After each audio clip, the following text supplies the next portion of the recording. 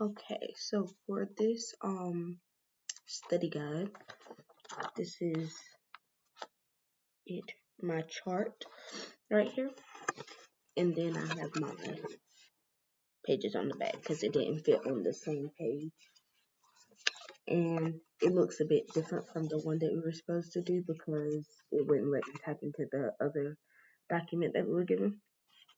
But I'm gonna start with music since 1900s and then move over. So the struggle, number one struggle for that period was tradition versus innovation. The second struggle was high art versus audience accessibility. And the third struggle was individual expressive goals and community relevance.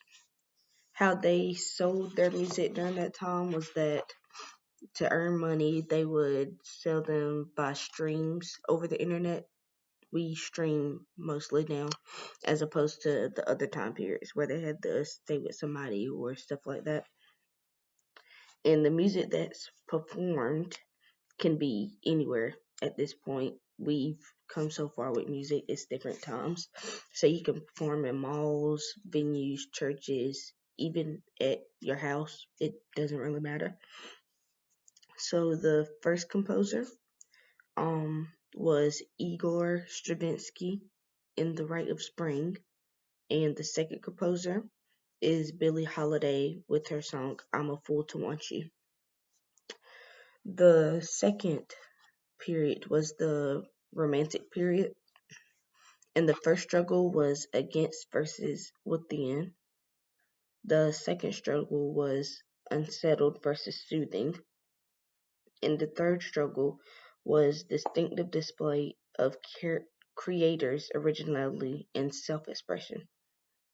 How they sold their music during this time was that they would perform publicly in public halls, and they would perform the music in public concert halls. That's also how they made their money.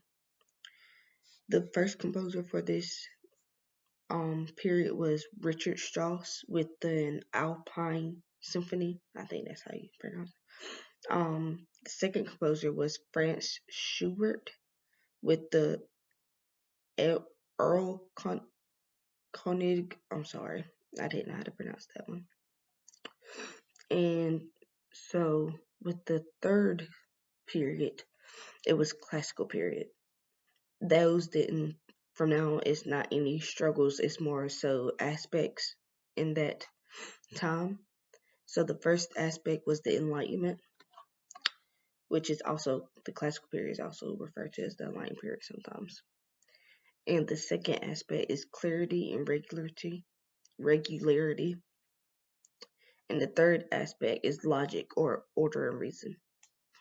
How they sold their music during this time was with the patronage system. And what the patronage system was that it was a ruling power that could hire a composer to play anytime they wanted. And where the music was performed mostly in the palace, wherever they were hired at. The first composer was Beethoven with the Moonlight Sonata. The second composer was Mozart with the Requiem. Okay, so the fourth period was the Baroque period. This one also has aspects. So the first aspect was that it intensifies emotion. The second aspect is that it focuses on the enhancement of words and meanings. The third aspect was that the biggest genre was opera, but they contain predictable musical forms and procedures. How were they selling their music was that they sold music in this period by being employed by churches or the more noble people in that era, and the music was performed at the court. The first composer for this period was G.F. Handel with the Messiah, and the second composer was Bach with the Watchet Off. I'm not sure if I pronounced that right either. The fifth period was the medieval / Renaissance period. And the first aspect for the first aspect was that music was seen as a commodity. And the second aspect was music became a social activity for people instead of it just being a way of money. It was a way to get along with others at the same time. The aspect 3 was that music was made for sacred purposes. I'm sorry, my voice, I'm a little sick right now. How they were selling music was that in this period, the way that composers sold it was to perform in churches and for the wealthy.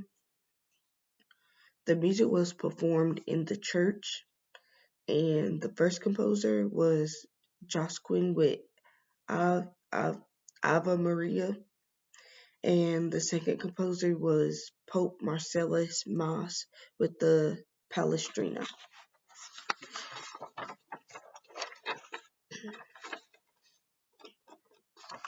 So, the difference between the music since 1900s in the Romantic period was that though the modernists had brought in new talent and novel instruments such as electronic guitars and keyboards, the Romantic period had what we could be called pure music, where there was an emphasis on instrumentals and as well as the vocal music that was included.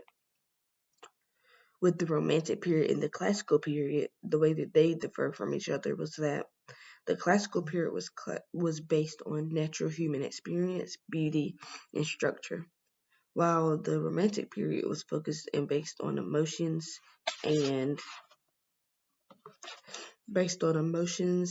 pulling feelings from the heart. Classical music was highly expressive and communicative, but the Romantic composers drew perhaps an even greater focus on the human condition and struggle of the spirit. The difference between classical and the Baroque period was that classical musicians strictly followed rules and regulations while composing music, but when you started to get into the Baroque period, musicians had more freedom in the manner of their composition, and with this freedom, Baroque composers could focus more on the improvisation and to assemble the solo performances. The difference between the Baroque and the medieval / Renaissance period was that the Renaissance music consisted of a smooth, regular flow of rhythm, while the Baroque music consisted of a metrical rhythm that varied motion. The tone of the Baroque period was a development of tonal architecture and formal principles. That is the rest of my study guide. Have a good Christmas break.